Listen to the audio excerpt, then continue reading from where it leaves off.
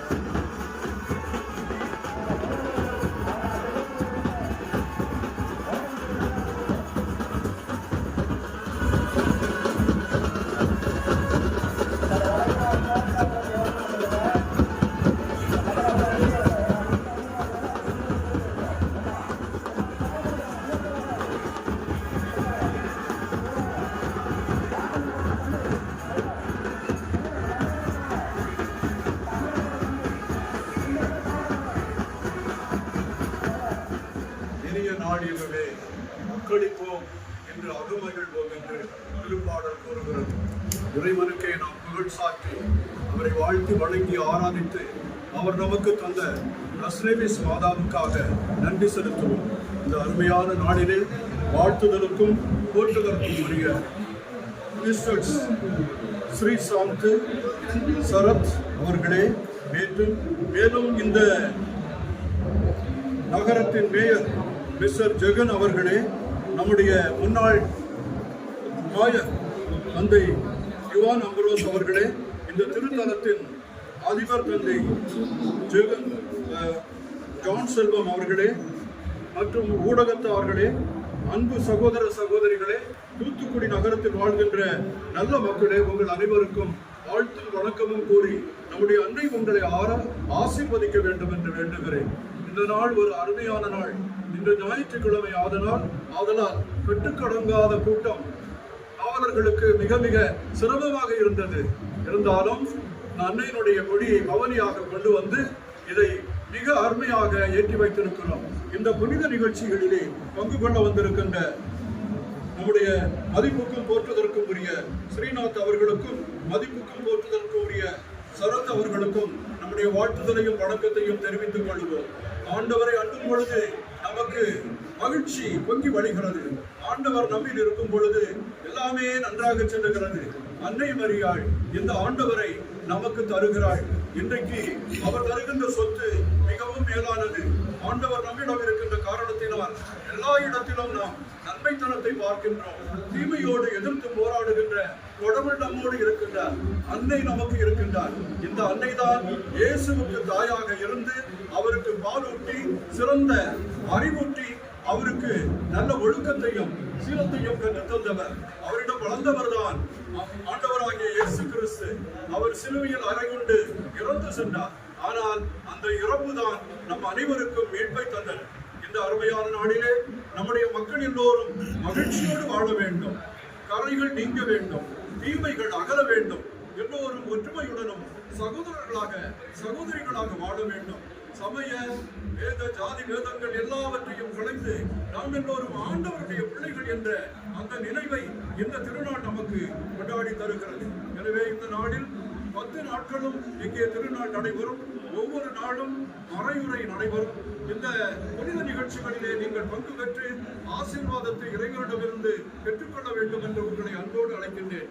முக்கியமாக ஆகஸ்ட் 4ஆம் தேதி, ஆகஸ்ட் 5ஆம் தேதி பெருவாரியான மக்கள் வருவார்கள். நற்கருணை பவனி இருக்கும். அதைத் தொடர்ந்து மறைவுரை இருக்கும். அதே நேரத்தில் 5ஆம் தேதி அன்னையினுடைய திருவிழா கொண்டாடப்படும்.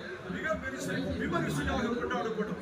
இந்த திருநாளிலே நீங்கள் பங்கு பெற்று ஆண்டவருடைய ஆசியையும் உங்கள் குடும்பத்தில் எந்த குறைவுமின்றி எந்த நல்ல நிறைவையும் ஆண்டவருடைய ஆசிரியம் நீங்கள் பெற்று வாழ வேண்டும் என்று வாழ்த்துகிறேன்.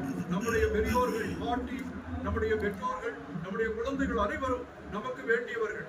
குழந்தைகள் ஒழுக்கத்துடனும் நல்ல அறநெறியுடனும் அன்புடனும் எல்லாவற்றிலும் அவர்கள் மேன்மையுடையவர்களாக வாழ வேண்டும். பெற்றோர்களுக்கு அவர்கள் மதிப்பு அளிக்க வேண்டும். பெற்றோர்கள் தங்களுடைய பெற்றோர்களுக்கு மதிப்பு அளிக்கும் பொழுது அந்த குடும்பமானது மகிழ்ச்சியினுடைய சின்னமாக இருக்கிறது. இந்த